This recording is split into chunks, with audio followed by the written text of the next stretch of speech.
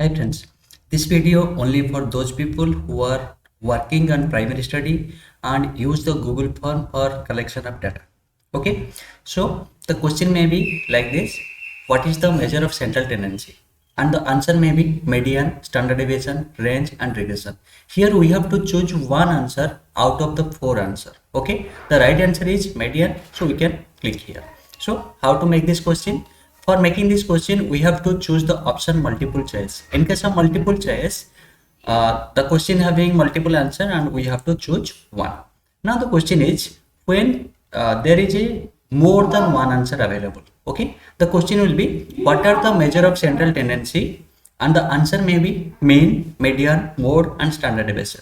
In this case, there are three answer out of four. Okay, we can choose mean, median, mode, and not to choose standard deviation. Clear? But actually this type of question arise when we are going to study for the marketing or any other things.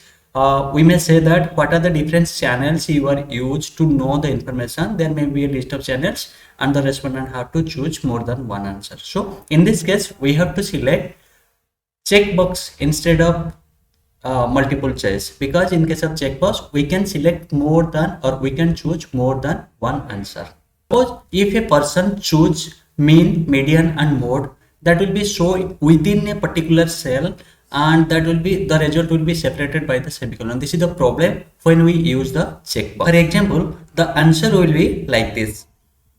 The answer will show inside a particular cell and the mean, median, standard deviation or mode, and it will be separated by the semicolon. After finding this type of result, the researcher tried to separate this by its name. Okay, so how can we avoid this problem? By using the checkbox grid instead of checkbox. Okay, so in the next question we follow the same question, but we change this from checkbox to checkbox grid. From checkbox to checkbox grid. What happens when you use checkbox grid? Remember one thing: the row should be contain the answer and the column should be contain yes or no. Whether it is yes, then it will be yes. Whether it does not tick, then it will be no. Remember one thing: you have to on this button require a response in each row. There is also a problem in checkbox grid. But suppose go to the view section, just go to the question view. Okay, when you use checkbox grid, that was the question 3. When you use checkbox grid, one person can choose yes, yes, and yes. Okay, if we are not choose here not choose any answer for the standard deviation, then the question will not be completed and the respondent may not able to submit this question. So he has to click on here or here, either yes or no. Okay, this is the option when required a person in each row. To a respondent should have ticked on each and every row either yes or no. Okay, but there is a problem. What is? So the respondent may be tick yes as well as no. It enable these things. In case of checkbox, it enable both the section. There is no option in Google form to avoid this problem. Okay, there is one single option also, limit one response per column, but actually our problem is limit one response per row. Okay, so this may not be helpful for this purpose. So how to avoid this thing? To avoid this thing, the same question again I have repeat in question number 4, and I have used here multiple choice grid instead of checkbox grid.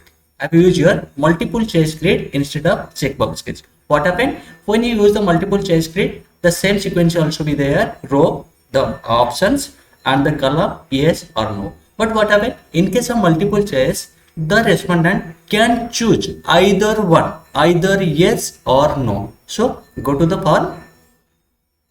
Okay, and here this is a person can choose mean, median, or mode, or standard deviation, either yes for standard deviation or no for standard deviation. Okay, so I think it is the best way to use your question for the multiple choice question. Instead of using checkbox or checkbox grid, you can use multiple choice grid. Clear? And remember one thing, required a person in each row should be on for this question. Okay, after completing this, just go to the view. You can find,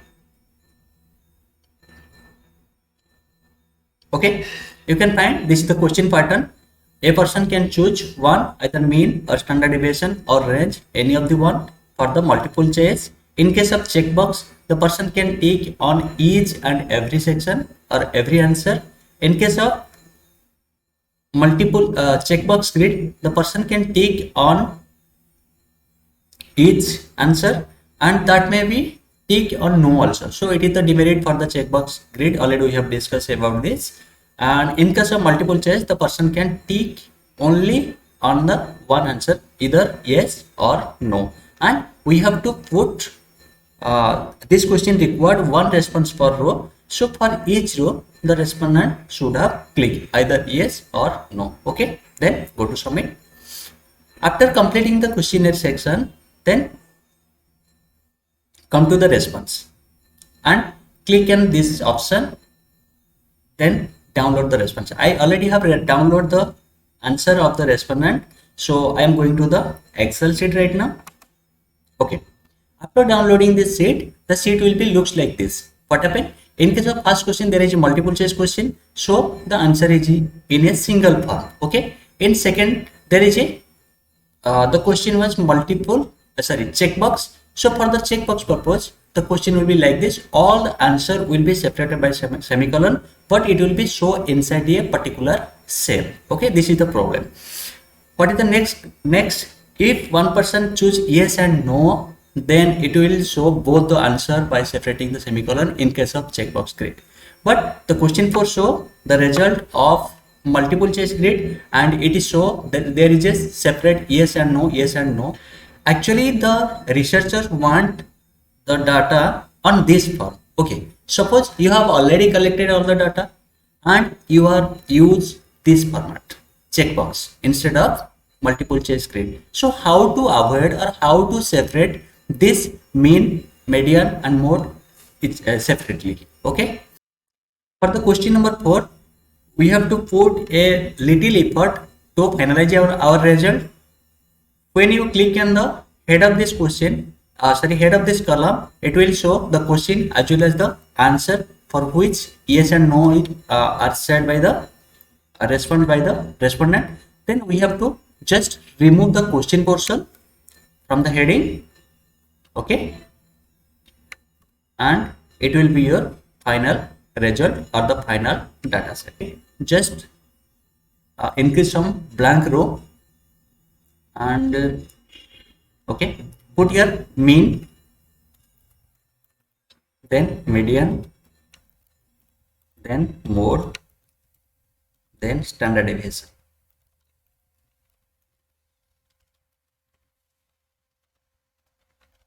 Okay, so write here the code equal to each number, then search, then which word we want to search. For this column, we are going to search for mean. So this is a character, so you have to put inside the inverted comma. Okay, so mean, then second option is within text. Within which text? Within this cell. Okay, just close the bracket and again close the bracket, enter. This indicate true. It means in this cell mean is available. Okay, so to find the yes no option, we have to put add some if function also. So double click on here and put here if, then start put the tab button. Then at the end of the sentence, we have to put comma, then start inverted comma and write here yes. You can follow the option also. This is the logical part. The first was the logical part. Second half was the true value. If true value, then yes. And if false, then we have to put here no. Okay, comma, bracket, okay, enter. And we have to do the same exercise. You can find the result from the all respondent. with respect to mean, and we have to put the same effort or the same thing again and again for median, mode and standard deviation. Just copy this and paste here and double click on here. Just change here. This is C because the text area is C, and we have to choose here median instead of mean. This is the okay. I have already done all these things, so go to the next sheet. Okay, this sheet indicate mean. You can see here search for mean from C2. You can see here also search for median from C2, and same way mode from C2 and standard deviation from C2. Okay, this is the easy way.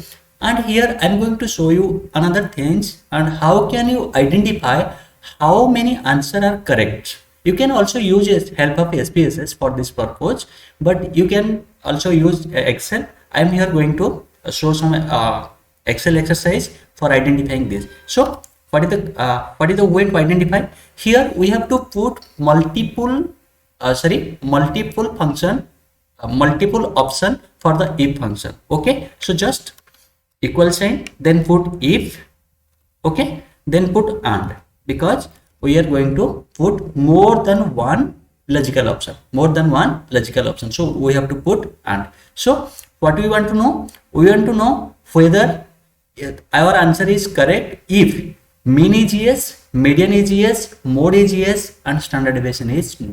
This is the simple things. So we have to put all these options inside the AND box, inside the AND option. Okay, so we have to put here yes, this cell is equal to yes. Okay, just copy from here to here. Okay, then next this cell also equal to yes, then next this cell also equal to yes, and this cell should be your no. So just 1 minute. This is your no. Okay, close the bracket, put your enter. What happened? Okay, put your comma. So after when we put the comma, this is your logical function or the option, logical option. If this logic is yes, then put 1. If this logic is not correct, then put blank. You can put inverted comma for the blank and close the if function. Okay, just put enter, and you can find here this is the answer. Here yes, yes, yes for mean, median, mode, and no for the standard deviation. You can run this function or copy this function for all these respondent, and you can find here only 2 answer out of 6 answer, or the out of 6 respondent give the perfect or correct answer. Okay, I think this video will be helpful for you. Thank you for watching.